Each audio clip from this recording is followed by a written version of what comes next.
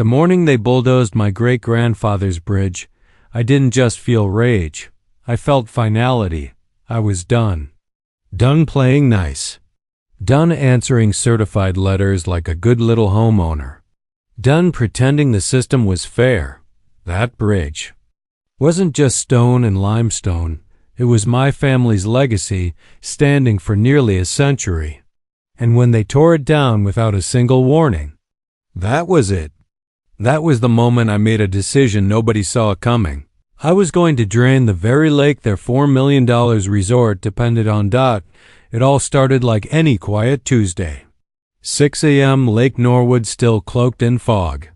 I stood on the dock, coffee in hand, listening to the creak of old planks and the soft call of loons echoing across the water. Then I heard it, a deep mechanical growl. Diesel engines. Getting closer. Through the mist, it appeared like something out of a nightmare. A yellow bulldozer crawling toward the bridge like a tank. 2 more utility trucks behind it. Men in vests and hard hats with radios clipped to their collars. I ran. I yelled. Didn't matter. They had papers. They had orders. And standing right in front of them, arms crossed, smug as ever, was Barbara Langston. White heels, perfectly ironed slacks, a plastic smile that could cut glass. President of the Oak Ridge Shores HOA. You can't do this. I shouted. She didn't even blink. We already did. Barbara wasn't one of us. She'd moved here just 2 years ago from Scottsdale, bought a lakefront mansion and wormed her way into power faster than most folks learned her name. Within 6 months, she'd taken over the HOA, the kind of person who calls the cops on lemonade stands, the kind of person who uses community standards like a loaded weapon. What she didn't know, what none of them knew, was that bridge wasn't just historic. It was legally protected. My great-grandfather, Walter Dean, built that bridge in 1924, hand-cut limestone. A beautiful stone arch that connected our family's cabin to the main road long before subdivisions or HOA newsletters existed, and hidden away in our attic sealed in a fireproof box were the original deed records, old county maps, and one document more important than all the rest, a water rights agreement signed in 1923. It granted Walter Dean and all his descendants perpetual flow authority over Lake Norwood. That bridge? It sat over a secondary spillway he designed. He built the dam. He laid the bypass channels. The HOA might have thought they controlled the lake, but on paper, I decided how much water stayed in it. They didn't know it yet, but they would. After the demolition, I spent 2 days simmering in rage. Then I did what any engineer would do when backed into a corner. I got to work. I called my old professor from Texas A, and he's a water law expert. Sent scans of everything to my cousin's wife at the State Water Authority. Hired a surveyor. Dug deep. Turns out that spillway hadn't been touched in over 50 years, but it still worked. And it was still mine. Meanwhile, Barbara turned up the pressure. First, she fined me for a fishing net on my dock. Then she said my mailbox was the wrong shade of brown. Next, she claimed my shed was visibly weathered. Then came the private security, run by her brother-in-law's company. Men with mirrored sunglasses and clipboards, walking my property line like they were casing a crime scene, taking pictures of my gutters. That's when I started documenting everything, every visit, every notice, every fine. Then I went deeper. I filed a formal complaint with the state about their unlicensed patrols. I requested HOA financials public record. That's when the pieces started falling into place. Weird payouts, $8,000, to something called Langston Consulting. $5,500 to Norwood Maintenance Solutions, run by her nephew. Nepotism. Fraud? It was all there, but I wasn't interested in a petty fight. I was aiming for checkmate. You see, that shiny resort across the lake? The one Barbara loved to brag. About? It was financed with a $4 million commercial loan. I got a copy of their environmental impact report. And buried in the fine print? A clause that changed everything. If the lake dropped more than 18 inches below full pool for over 72 hours, the bank could call the loan due. Immediately. So I went to the next HOA board meeting with a banker's box full of truth. Deed records. Photos of the functioning spillway, proof of water rights. Copies of shady payments. I'm not here to argue, I told them. I'm here to offer a choice. Barbara scoffed. You're bluffing. No, I said calmly. I'm draining the lake. Her face turned beet red.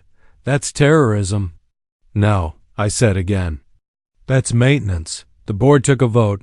One abstained. The rest? They followed Barbara, as usual. She stood up theatrically. Let it be known that Mr. Dean is a danger to this community. That night, I walked to the old spillway, opened the hidden access panel, turned the rusted valve 3 full rotations. Asterisk, by the next morning, the resort's boat docks were sitting in the mud.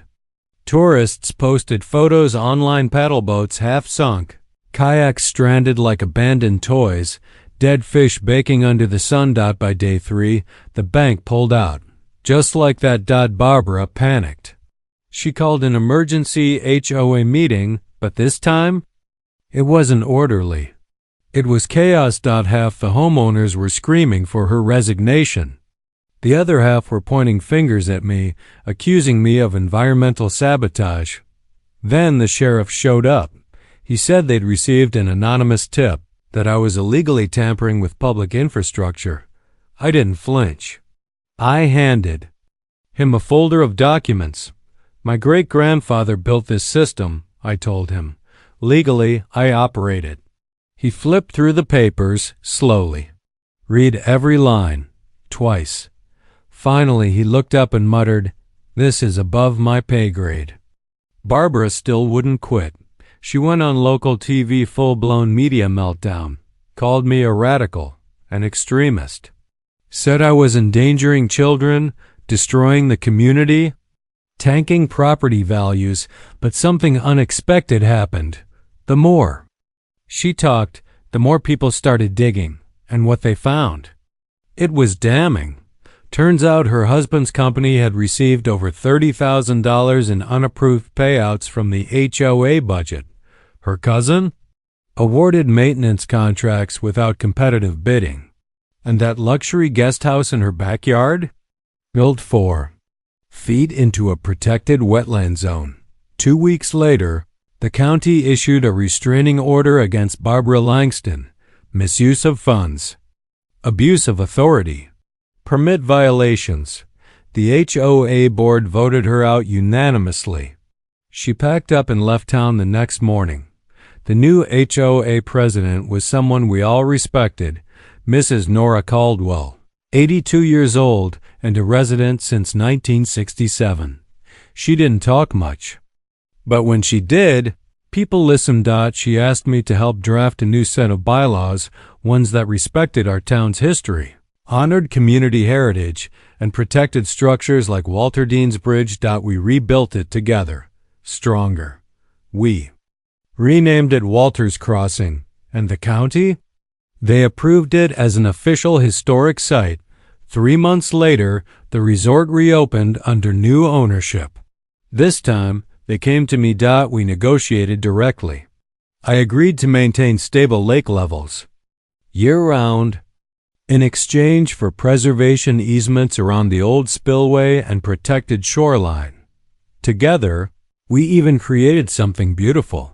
A joint scholarship in my great-grandfather's name for civil engineering students focused on sustainable water systems. Funny how life turns.